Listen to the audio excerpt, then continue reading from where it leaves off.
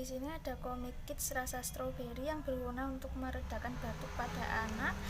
Untuk komposisinya, setiap saset mengandung dextrometorphan HBr 7,5 mg, klorpenamin maleat 1 mg, dan guaifenesin 50 mg. Untuk cara kerjanya, Comik Kids bekerja sebagai antitusif, ekspektoran, dan antihistamin, diindikasikan untuk meredakan batuk. Untuk dosisnya, anak 6-12 tahun 3 kali sehari 1 saset. Comik Kids memiliki efek samping mengantuk, gangguan pencernaan, mulut kering, retensi urin. Kontraindikasinya, Comik Kids hipersensitif terhadap salah satu komponen obat ini.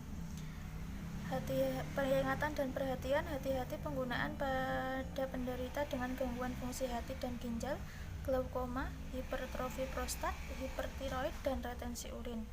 Comik Kids tidak dianjurkan penggunaan pada anak-anak di bawah usia 6 tahun kecuali atas petunjuk dokter.